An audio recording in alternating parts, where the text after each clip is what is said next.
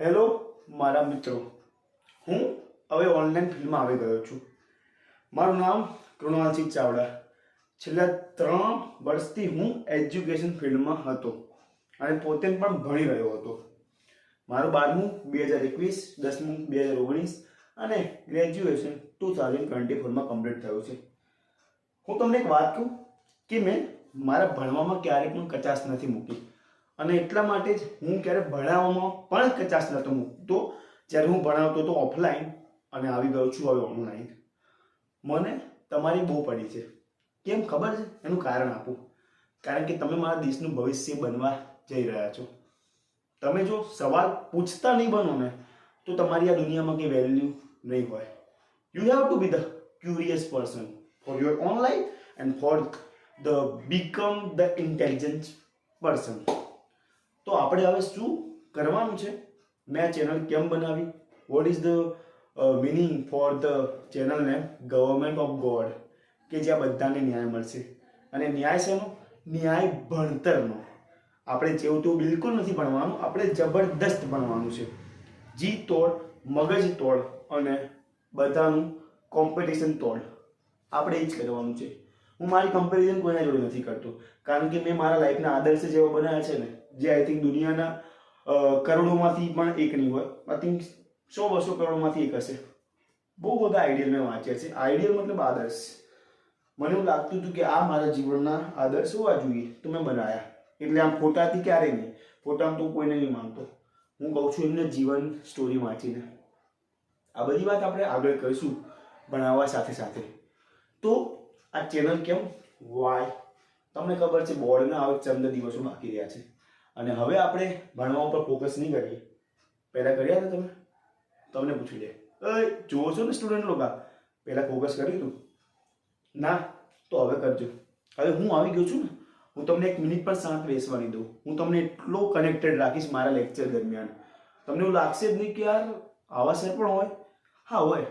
અને મને સર ના કહેતા, મને ગુરુ કહોજો. મને આ ટીચર સર શબ્દથી બહુ નફરત છે, which is given by the અંગ્રેજ. And I don't like the Angrez Mughals.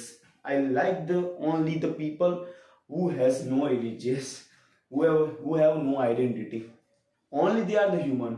તે માત્ર માણસ જ છે. મને એવા લોકોથી જ પ્રેમ છે કારણ કે હું લોકો સાથે પ્રેમથી જોડાઉં છું અને પ્રેમના કારણે આ ચેનલ બનાવી છે મેં.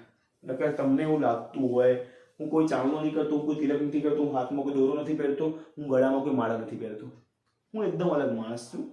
કારણ કે ભણતરનો કોઈ ધર્મ ના હોય. કારણ કે હું કોઈ એવું નથી કહેતો કે પર્ટિક્યુલર આના માટે, આના માટે, આના માટે. આ ચેનલ છે બધા માટે. God is for everyone. This is the reason behind the government of God. Understood my dear people? તો તમને ખબર છે 10મા અને 12માના બોર્ડ ઉપર હું જલ્દી ફોકસ કરવા માંગુ છું, કારણ કે પરીક્ષા બહુ નજદીક છે અને પછી ધીરે ધીરે બધા ધોરણ આવશે. ડોન્ટ વરી બીજા ધોરણના સ્ટુડન્ટો, એની ચિંતા બિલકુલ ના કરતા. પરંતુ આપણું પ્રાઇમરી ફોકસ અત્યારે 10મા અને 12માના બોર્ડ એક્ઝામ ઉપર છે. 12મામાં કોમર્સ, કારણ કે હું કોમર્સિયન છું એટલા માટે. સાયન્સનો આગળ ધીરે ધીરે વિચારીએ આપણે. તો વાય મેં તમને કહી દીધું. સબ્જેક્ટ તમને ખબર છે ઇંગ્લિશ.